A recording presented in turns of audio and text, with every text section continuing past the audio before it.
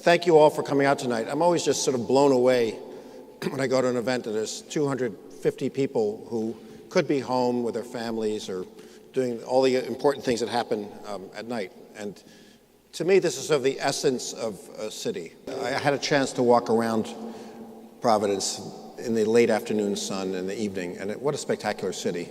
As an outsider who has not walked around before, I am just blown away. I'm going to talk about what's happening in parks around the country and around the city. Parks, we believe, build strong communities, and you have to engage with communities, and these are some images of Trust for Public Land projects around the country. But here's a pretty important thing. Parks, and I believe this for a long time, sort of anecdotally and personally, but then we started to see some studies that parks are really centerpieces for economic development, and on the screen you can see some of the studies that have been done, and I'll talk a little bit in greater benefit, but a number of studies have been done, and some of them are sort of a little bit anecdotal, but the more you look into it, if you have a really good park, and you have really good parks in your cities, people want to live there, they want to build there, they want their offices there, they want to open businesses, and it's no longer anecdotal, it's now a given, and you're going to hear more about that. Now, I come from a city that has become somewhat renowned for a good park system, but it was not ever thus. There was a time in my memory and in my career when the parks of New York were a municipal embarrassment. Not worse than a municipal embarrassment. It's not just that Miss Piggy got mugged in Central Park. It was that the parks were dangerous and they were dilapidated and you didn't want to live near the parks, and you literally took your life into your own hands going to parks. And this was not just, parks in the bad neighborhoods. This was Central Park and Prospect Park and Bryant Park. And it only started to turn around when private citizens got involved in public parks. And in fact, it started on Park Avenue, where private citizens said, we want to make this look beautiful. We're going to use our private money to plant flowers on Park Avenue. So it's a little factoid that Park Avenue sort of begins this public-private trend. The big turnaround in New York City was the turnaround of Central Park. And how many in this audience remember Central Park in the 70s and 80s? Wow, that's really, so it had the bones of a great park, but those bones had been stripped down to the bones, and there wasn't much left. And it was a really terrible, depressing place in a lot of ways. So you went there anyway because you had no choice. And this is what Central Park looked like. So for those of you who are too young to remember this, this is up the north end of the drained lake full of garbage and the burnt out and abandoned building. And all of the buildings in Central Park were burnt out and abandoned. And that was Central Park. It's really hard to believe. And then something pretty miraculous happened. Ed Koch was elected mayor, who was a terrific mayor, by the way, recently died. He was a wonderful public servant. And he appointed a guy named Gordon Davis, Parks Commissioner. And Gordon Davis was incredibly entrepreneurial. I believe he was the best Parks Commissioner we've had in the last 50 years. And he hired a woman named Betsy Barlow. And Betsy Barlow was this city planner from San Antonio, Texas. And she got together, she had this little thing called the Central Park Task Force. So she was made the first administrator of Central Park, having a holistic job to look at the park as an entire entity and its planning, its design, its restoration, its operations, and try to put that all together. And then she got together with some private citizens, notably George Soros, Dick Gilder, who are both still with us, founding trustees, and a guy named Arthur Ross, and they created the Central Park Conservancy. And there you can see how the Central Park Conservancy, the nonprofit group, works with the City Parks Department and creates this private nonprofit organization that now runs Central Park. So if you've been to Central Park recently, and it's spectacular, it's run by a nonprofit group in its entirety. The Central Park Conservancy had a lot of begats. It begat the Prospect Park Alliance, and the Battery Conservancy, and the Fort Greene Park Conservancy, and so on. And all of these nonprofit organizations that were modeled after the Central Park Conservancy, and things really started to take off for New York City's parks. For example, Bryant Park. Bryant Park was, in fact, not the beneficiary of a conservancy, but Bryant Park was right in the middle. You couldn't be more in the middle of New York, just off Times Square on 42nd Street between 5th and 6th Avenue. And it was a place where you went in the early 1980s to buy drugs or get mugged, or both. So you could buy the drugs and then get mugged, or get mugged and then buy the drugs to make up for getting mugged. But that's literally the way it was. So right in your most important downtown core, right next to the main public library, was a a terrible, dangerous, dilapidated drug den. How did we allow that to happen? And a new model came around, the model of a business improvement district. But a business improvement district aimed at this park, or restoring this park. And the idea was if you restored the park, the real estate would take off after it. And so, the park has been restored. That bottom image is, what Bryant Park looks like now. And it wasn't just Bryant Park. This is Madison Square Park. Again, with Fortune 500 companies across the street, a very wonderful historic park on 23rd Street and Madison Avenue, where the original Madison Square Garden once stood. But this was the Madison Square Park of the old days. Again, you sort of ran through it as fast as possible, out of your office buildings. You would never go there at lunchtime. It was populated mainly by people you probably didn't want to sit next to. And it was another terrible outdoor space dragging down a neighborhood. And then a Conservancy was formed. The businesses across the street said, we'd like to do something. They came to the Parks Department. We formed a Conservancy, and a partnership took $2.5 million of private money and $3 million of public money, restored the park. They said, we'll raise an endowment. By the time the park opened after restoration, there was a $5 million endowment, and the park has been spectacularly brought back to life. It's full of events for children and families, and the other thing it does is it brings world-class public art that's curated by a special art curator, and you go there to see this incredible, specially commissioned public art. And that's sort of the signature of the Madison Square Park, along with the Shake Shack, which then became this incredibly valuable franchise. And the money from the Shake Shack goes back to the park. And so hundreds of thousands of dollars are generated by selling cheeseburgers, and it goes back to the park. Union Square Park, another of the historic squares in New York. You can see in the top corner is an old historic park, but there it is during the Depression, and there it is, in World War II. And by the 1970s, it was again like a drug den. But then, something really cool happened.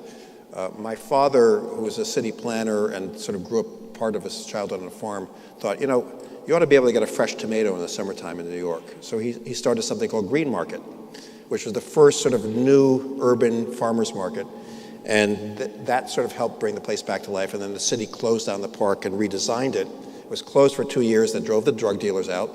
Again, this is a theme. Every park was full of drug dealers. And that's just the way it was.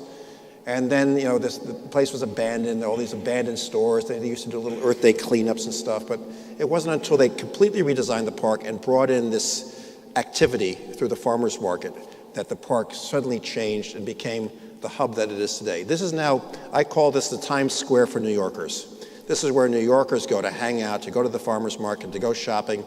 And at one point, the neighborhood business said, we don't want the farmer's market. It'll drive the business away. No, just the opposite.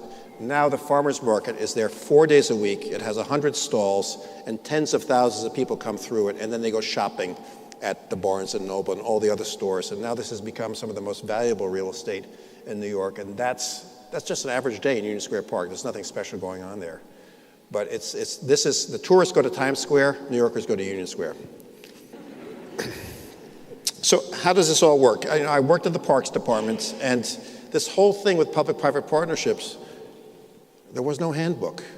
It started very organically, and it started in some cases a city saying we need to, some cases, public citizens getting involved, but there was no rule book. And so, but we realized that this was really doing things, and that if you could get private citizens involved in the life of a public park, it would be much better, because in the days when the city had a monopoly on things, we weren't doing such a good job. We really screwed it up real good, and the city was almost dead at that point, and it came back to life. And there's all these different kinds of public-private partnerships. So you have public sector partnerships where the city works with the state and with the federal government on these sort of complex management systems.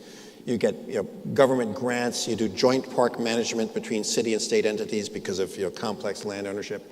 Then you've got your private sector partnerships. Those tend to be with for-profit entities, so concessions, restaurants, and those kinds of things. You get developers who develop near the waterfront, but they're required by law to develop a public park next to their waterfront development. The city has something called the Waterfront Zoning Code, which requires you to have a 50-foot beautifully designed and well-maintained public space next to your waterfront private development.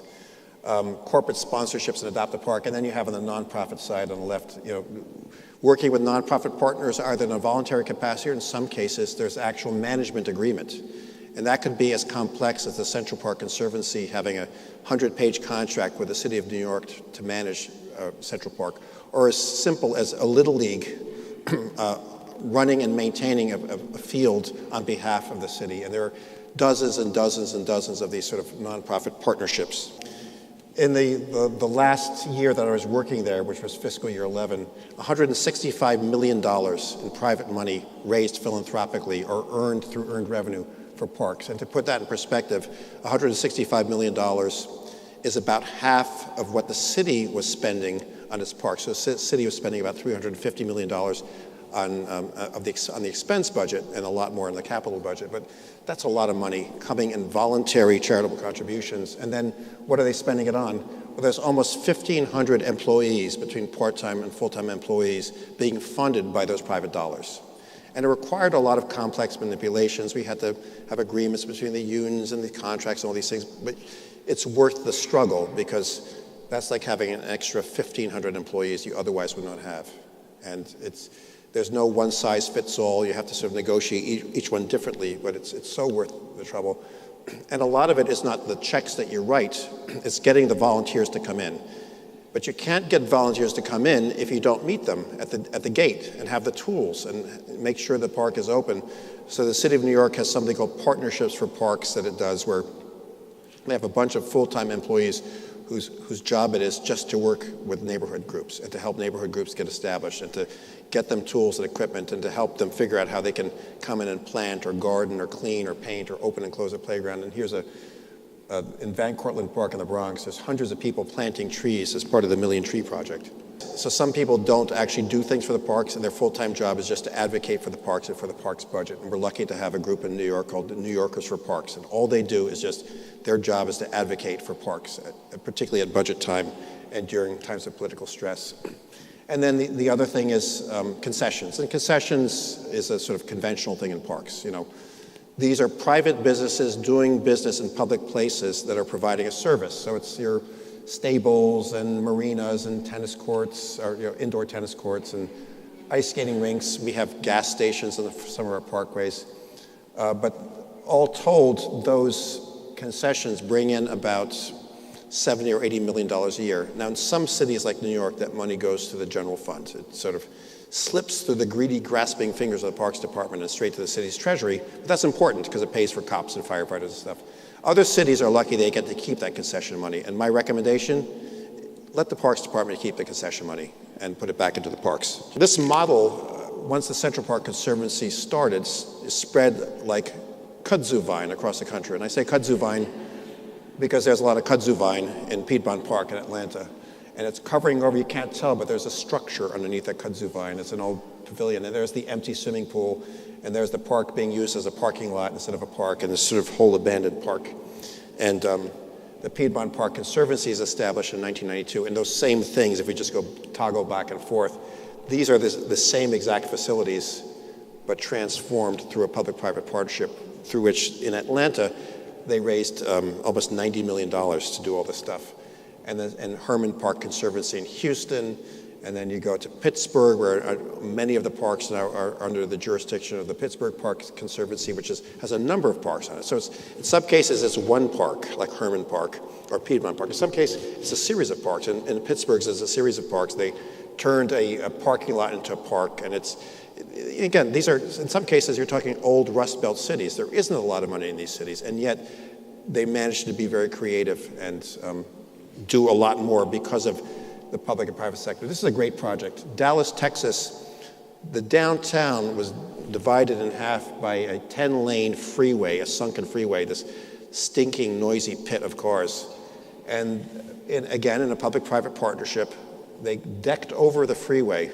Now, you don't deck over a freeway easily. This was $110 million for just 3 blocks of park. But $60 million of that came from public money and the rest from private. And now a conservancy is doing this Clyde Warren Park in downtown Dallas. And it joins the arts district with the downtown business districts and the residential districts. So now instead of having this big chasm between the neighborhoods, it's joined by a great new park. This was downtown Chicago maybe 10 years ago. And you had a parking lot and a train station and a dead space. And there wasn't a whole lot of value here. And then they come along And again, in a public-private partnership, they raised $500 million, half of it public, half private, and they build Millennium Park. And just look at the difference. Nobody, everybody. And extraordinary world-class architecture and art and music, and it all comes together. And suddenly all that real estate is really valuable. And development happens, and hotels happen, and jobs happen. So my point is, parks, believe it or not, are economic engines. So we in New York City created this handbook of sustainable design, where something called the design guidelines for 21st century parks. We said, if you're going to build a park, it should always be sustainable. It had all of these different categories of sustainability, soil and water and all of these things. And I think as urban residents, we have to be very conscious about sustainability. And you have to recycle. And where do you build parks in crowded cityscapes that don't have extra room? So this is the ultimate sort of park recycling job. This is the High Line. How many here have been to the High Line? Wow, amazing. So that's the High Line as it looked in 2006. An old, for those of you who don't know, it's an elevated freight rail line that used to bring trains down to lower Manhattan. And it was going to be torn down so that people could develop there. And these two guys, Josh David and Robert Hammond, and Robert Hammond is also from San Antonio, Texas. A lot of our park visionaries come from San Antonio, Texas. Don't ask me why, just the way it is. And they turned this elevated, abandoned, awful steel structure into this spectacular new park in the sky, 3 miles long. And it goes in and out of buildings, and it's just this great new asset. The city spent a huge amount of money on this, at least $150 million, $20 million of which came from the federal government in Rails to Trails. And then the Friends of the High Line have raised about $70 million, of which 30 went to the Capitol. But the total all-in cost for turning this elevated freight rail line into a park was close to $200 million, maybe $180 million, which is a lot of money. It's not more than 10 acres of park, possibly one of the most expensive parks ever built. However, in combination with rezoning of the area and allowing property owners to move their development rights to adjacent avenues and build bigger buildings, the creation of the High Line in what was once a dead former industrial district has led to the building of 40 new buildings, 40, with a total economic impact of about $2 billion. And just in a few years since the High Line has opened, $200 million in net new taxes. So in other words, the city's ungodly investment has already been amortized in 2 years. And that is my story about how you make great cities.